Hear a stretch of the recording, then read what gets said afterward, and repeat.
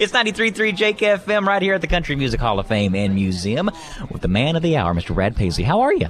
You know, I am better than I have ever been. How about you? Well, sitting here right now, it's getting better by the minute.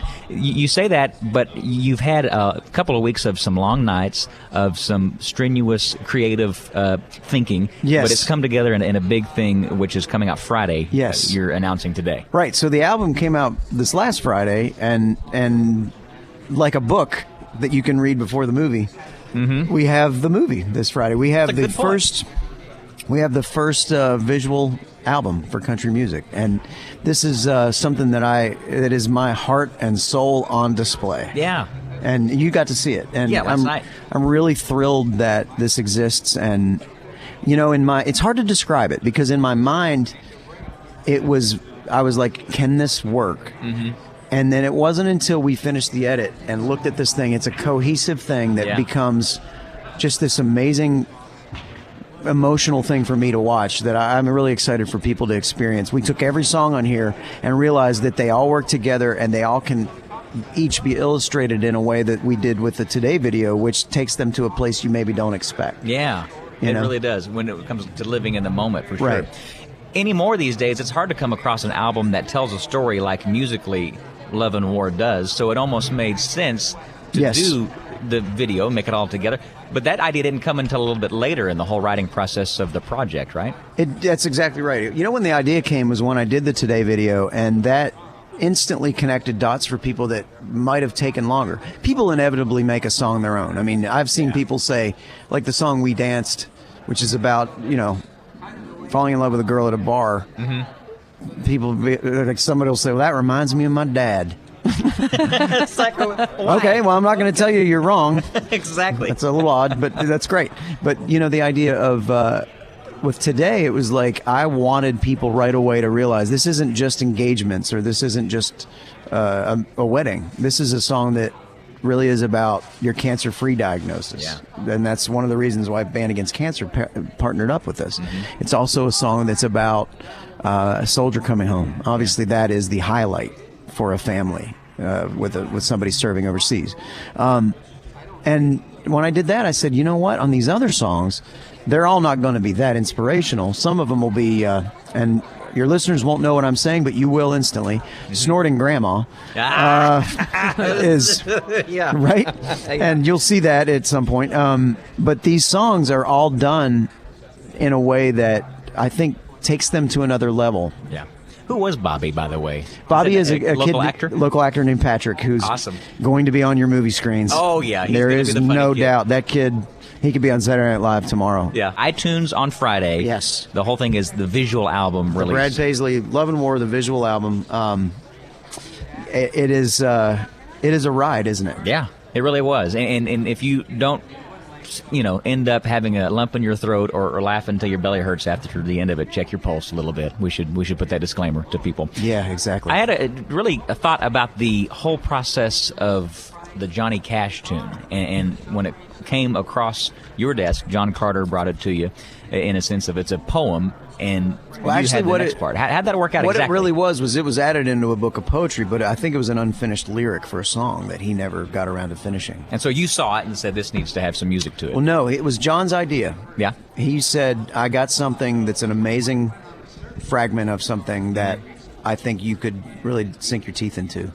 And so I met him at the house, and he came over and he sets this down. And here it is, this sheet of paper with Johnny's writing with these words. Yeah. And there was no chorus or structure, but I looked at it and it was almost like the Matrix. You know, you almost could see. To me, it was like that. Okay, that's the chorus right there. And I grabbed my guitar, and what I sang into the phone is exactly what you hear as far as the structure. Yeah, John has that recording on his phone. It fell out. I mean. And John has been very kind in his talks about this, where he has said, you know, it felt like my dad was alive. It's a crazy thing to hear him say that. But I felt very much like like he was around, that he was that he wanted that to exist. Now, are you channeling that in the shirt that you're wearing here? He's got the Johnny shirt. How cool is that? Love it. Colors today. Is that down at the gift shop? Do you think we can get one of those? I bet that is. Surely. If not, there's a Johnny Cash museum down the street. They'll have it. That's right. Yeah. But the song is almost when you listen to it, it's like hearing. He stopped loving her today for the first time. When I first heard it, it was this is going to be big. It's going to be around there's a long depth time. to it for sure that comes from a man longing for a woman that becomes inevitably one of the classic love affairs of our genre. John Carter had said in an interview that Johnny wanted to give her the world, essentially, and that poem really represents the way he felt about her in a big way. I mean, it's things that I wish I had the poetry to say, like my arms would twine around. I would never, and I should, but I would never have thought of that line. Sure. And what a great, I mean, it sounds like him. And coming from a songwriter. You know what's neat is when you're looking through the album, of course, you've written all the songs on the album, but the different collaborations that you've done are really almost all over the place. You have Bill Anderson, you have John Fogerty, and then you've got Timbaland, Yes. And what's neat is you can take a Brad Paisley song and it can pull at your heartstrings, and then you hear something that makes you laugh, and then there's something that's just so raw about it. When you're listening to that album, is there a certain song that you have more of an attachment to than the rest?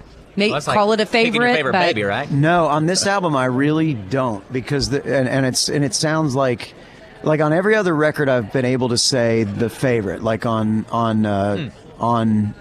American Saturday Night, I think the favorite was Welcome to the Future, and another one was If He's Anything Like Me, because that was written right as we were about to have Jasper. And then on the album Mud on the Tires, I think my favorite was Whiskey Lullaby at the time. And but now this record, they all exist for a different reason, and the reason there's 15 songs on here is because there is not one song I could live without on this record feel like it's the same album. Like, I can't imagine this album without One Beer Can. I can't imagine it without The Devil Is Alive and Well, because that's the bookend. I mean, it starts with Heaven South, which I also can't imagine it without.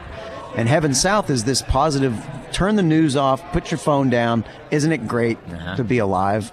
And the last song is, turn your phone on and take a look. This is what we live in, there's some nastiness. Yeah. And it's sort of like you go through this journey to get there. One of my favorite moments in the movie is when my little boy says, the plot thickens. Because that starts the dark thing, even though that's right before Selfie, which is another thing we all need to hear. But right hashtag. Hashtag the internet is forever. That starts the dark side. Yeah. Even though that's a fun thing. It's like we're all partying a little bit going, isn't this funny? Yeah, look at this guy. He's taking this selfie in front of something, a casket. But no, it starts the dark process, which goes through some of these that, even though they're positive, like the Johnny Cash thing, there's a longing to that. It's haunting, because you sense how bad he wanted her, how much he loved her. And then that goes right into Dying to See Her. And then you see their tombstones, which turn to the Opry, which fade to the Opry sidewalk and the logo. And all the way through, and it's like this journey of life. Another favorite moment is when my little boy says, Chapter 5, so what's it all about? And that's why I wrote the song Meaning Again, to sum up everything on this record, which was, what is it all about? You know what it's about? It's about when you walk through the door at the end of the day, who's in that house. Yeah. That's what it's about. And it totally makes sense as you explain the songs, why it was a absolutely must, not just maybe we should try it, but a must to make the visual album.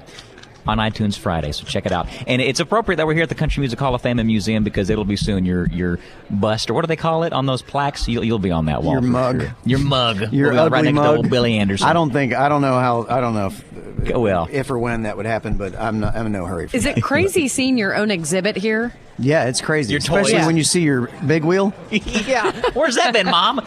I'm like, well, there's my underwear. Oh, my gosh. That's one thing they probably should have included, right?